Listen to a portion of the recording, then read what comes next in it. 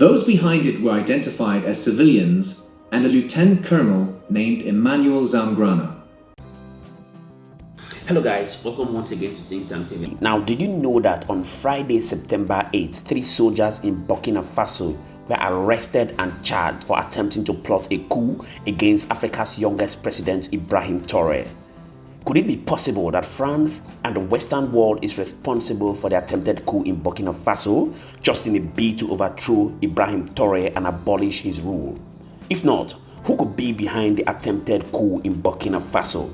In this video, we shall be delving into the full details about the military coup and unmask the mastermind behind the attempted coup that had just happened in Burkina Faso. Do want to hit the comment section and let's get to know what your thinking is about this attempted coup, and we're going to be continually here to serve you. My name is Moses and this is Think Tank TV. Please don't go anywhere. I'll be coming back to wrap up the video. Friday, September 8th, 3 soldiers in Burkina Faso were arrested and charged with plotting against the junta, the country's military prosecutor. Who is behind this? It is said that investigators from last month received a tip-off about soldiers and former soldiers working in intelligence who were scouting out the homes and other locations used by key figures in the junta, including Captain Ibrahim Traore. This coup aimed to destabilize the transition, it said, referring to a term used to describe interim military rule before promised elections. Further investigations led to the arrest of the 3, who had been ordered detained by an examining magistrate. They have been charged with involvement in a military plot, plotting against state security, breach of military orders, criminal association, and endangerment, military prosecutor Major Alphonse Zorma said in a statement. The 3 were named Warrant Officer Windin Malade Cabaret, Sergeant Bryce Ismail Ramde, and former Corporal Sami Dar. Back in 2015, these 3 officers had been convicted in a plot against the state. They want to remark on history.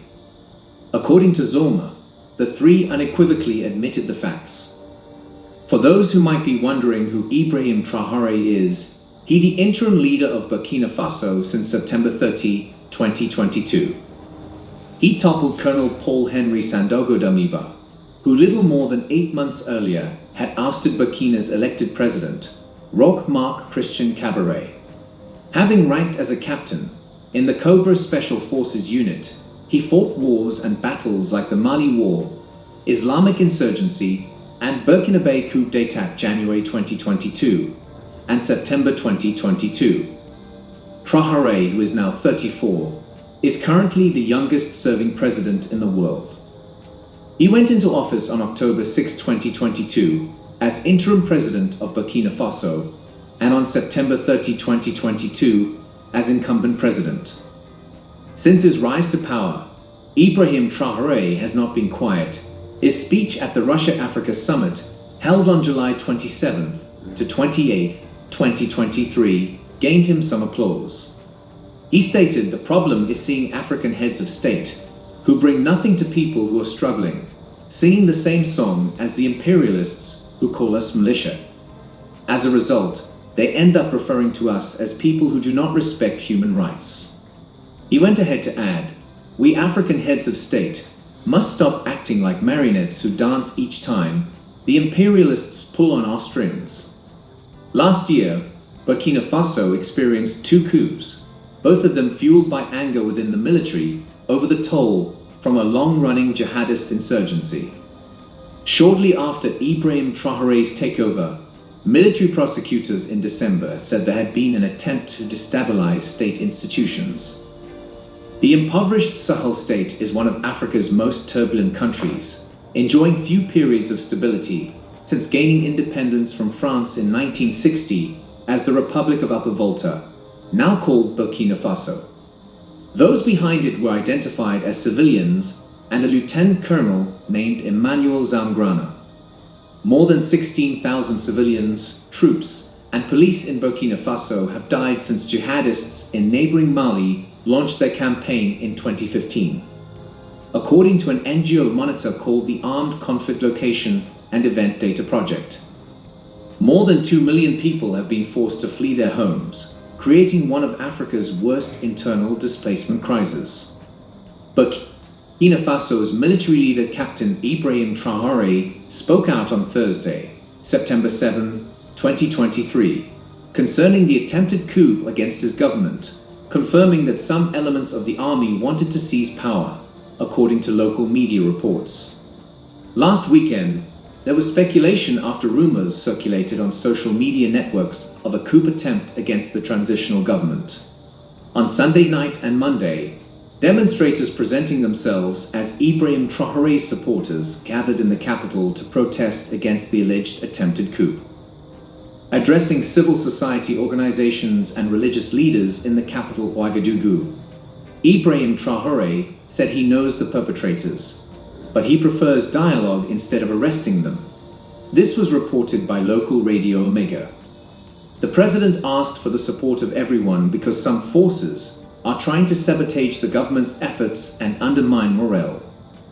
Captain Traore also asked the participants to be vigilant and to be ready because the path to democratic rule will not be easy. The president reportedly claimed that there is money being distributed to influence certain elements to destabilize the government and asked those in the meeting not to fall for it. Following the coup d'état, in an interview broadcast Wednesday evening by Radio Television du Burkina, RTB, Burkina Faso is not an enemy of the French people, said Captain Ibrahim Traore, transitional president. We are not enemies with the French people. It is the policy of those who run France which poses a problem in Africa. So as long as a state is not in an imperialist spirit, there is no problem, he said in this interview recorded on August 31.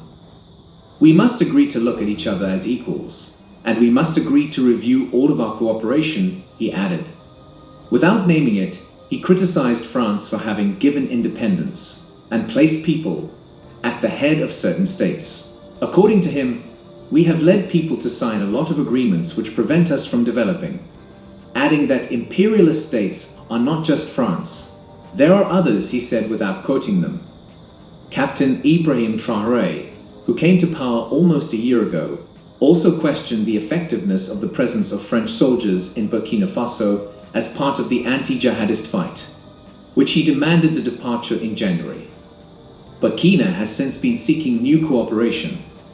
We have new partners who support us in terms of equipment and other things, he added, without naming them. Burkina Faso's Minister of Foreign Affairs, Olivier Rwamba, expressed her country's desire to strengthen bilateral cooperation with Iran on Monday during an interview in Tehran with President Ibrahim Raisi. He reaffirmed his country's support for Niger, the scene of a coup d'état on July 26, with which Burkina shares the so-called Three Borders area between Mali, Niger, and Burkina, considered a den of jihadist groups. An era is over, that in which France positioned itself as the anti-jihadist policeman of a region 5 times greater than its territory, wrote right-wing French newspaper Challenges in an editorial calling for a serious rethink by Paris of its broken-down Africa strategy. It is indispensable to listen to the concerned societies, it added, including that which doesn't please. Burkina Faso has great resources. They produce cotton, sorghum, which is really important to the Burkinabe people. Due to the importance of sorghum to the Burkinabe economy, the government has dedicated vast sums of money to develop the industry. One of the significant steps that the government has taken to increase sorghum growing in the country is to fund research into new varieties of sorghum. The World Bank estimated that in 2007, roughly 20% of Burkina Faso's total land area was considered arable. Despite the vast amount of arable land in Burkina Faso, the country is not considered self-sufficient in agriculture. Because of that, the Burkinabe government has put in place a measure to grow the farming sector using modern farming methods. Some of Burkina Faso's most important crops include cotton, maize, sorghum, and millet. Recently, Burkinabe farmers have also begun growing sugarcane on a large scale. Burkina Faso is also rich in mineral resources and produces gold, zinc, copper, manganese, phosphate, and limestone in substantial quantities. It also has reserves of diamonds, bauxite, nickel, and vanadium, the most important being gold, with the nation being the fourth largest gold producer on the African continent. However, some of these remain largely unexploited, apparently the reason why the Western world keeps pushing in. You've seen it for yourself. Now, it's actually a known fact that since last year there have been 2 coups in Burkina Faso, and statistics has it that the instability in government has actually caused over 2 million people to leave and flee their homes for safety. This can only be traceable to leadership crisis. Our leaders in Africa must put an end to this greed. They must understand that there's a thin line between politics and leadership. And the moment you win an election to become the leader or the state you are, you cease from being a leader of your political party and become a leader of the generality of the citizens. Our leaders must do well to ensure that the citizens have the dividends of democracy, so that all these failures in government can be put to an end. Please do well to hit the comment section. Let's get to know what your thinking is about the current happenings in Burkina Faso, Gabon, and Niger, and we're going to be continually here to serve you. Thank you so much to all our viewers and returning subscribers. We do not take it lightly. My name again is Moses, and this is Think Tank TV. See you on our next video. Bye for now.